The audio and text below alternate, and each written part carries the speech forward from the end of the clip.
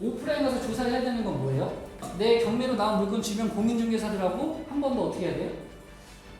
대화를 해봐야겠죠. 사장님, 저 지금 101동 101호 제가 조사했었을 때는 7억 정도면 팔릴 수 있을 것 같은데 사장님 생각에는 어느 정도면 빨리 손님 붙일 수 있어요? 라고 대화를 합니다. 자, 여러분들 예를 들어서 아직 초보일 때는 내가 낙찰받는 거에 굉장한 의미와 의의를 부여합니다. 왜? 낙찰 나도 한번 받아보고 싶거든. 근데 예를 들어서 2억짜리 아파트를 내가 1억 9천에 낙찰을 받았어. 그 원가가 나온 상태에서 팔 수 있는 가격이 만약에 예를 들어서 2억이다. 그러면 입찰 가격과 추가적으로 들어가는 비용들까지 합친 그 원가가 팔 수 있는 가격보다 낮아야 됩니다. 그래야 내가 최종적으로 들어간 돈에서 팔았을 때 내 주머니에 진짜 나에게 수익이 떨어지는 돈이 이거구나 라고 객관적으로 분석을 해야 되는 게 바로 입찰가 산정인 겁니다. 네이버 부동산으로 똑같이 면적 선택하고 그 다음에 높은 가격 순으로 또 정렬을 하면 여기 네이버 가격은 4개가 나왔어. 4개가 나왔으면 이 가격 중에서 하위 제일 싼 거 있죠. 상위 가격을 또 빼. 제일 비싸게 나온 거 2개를 빼고 하위에 있는 가격 2개만 더하는 거예요.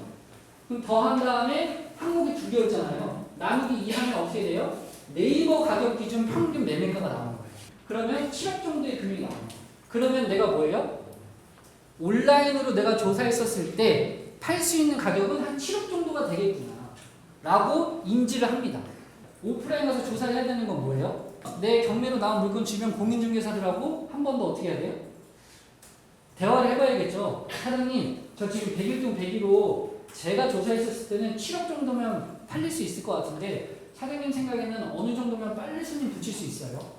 라고 대화를 합니다. 일단 되게 경매가 싸게 살 수 있다는 것은 알고 있었는데 어떤 방법으로 어떻게 해야 되는지 몰랐는데 그 방법을 알 수 있어서 너무 좋았고 경매가 싸게 살 수 있구나 했지만 그 입찰가를 얼마로 써야 되는지를 저는 몰랐어요.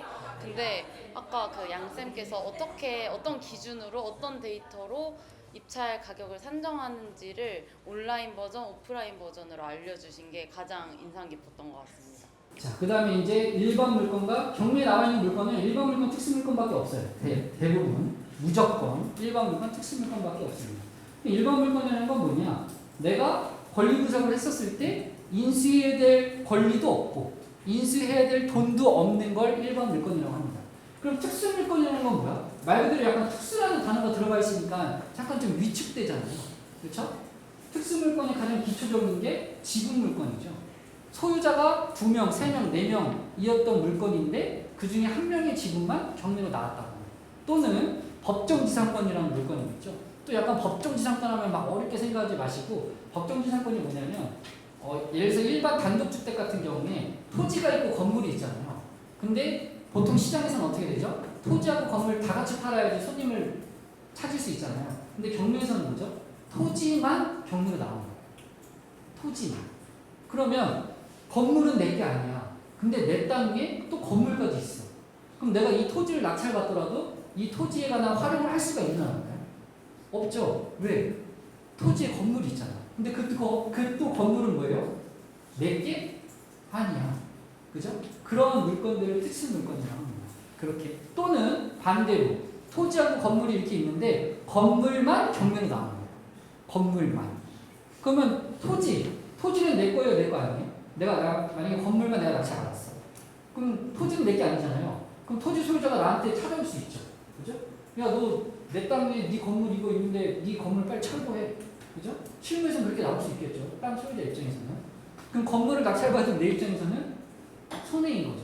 이렇게 약간 문제가 있거나 겉으로 보여졌을 때 이런 문제가 있거나 꼬여있는 물건을 특수 물건이라고 합니다. 특수 물건. 법적 지상권이라든지 그런 유치권이 있었을 때 해결하기 어려웠을 것 같은데 그런 해결하기 어려운 것들을 해결했을 때 더욱 수익이 크다는 것을 느꼈고 양쌤의 강의를 앞으로도 계속 들으면서 해결하기 어려운 물건들을 하나씩 풀어가면서 수익을 내고 싶다는 생각이 들었습니다. 감사합니다. 잘 들었습니다.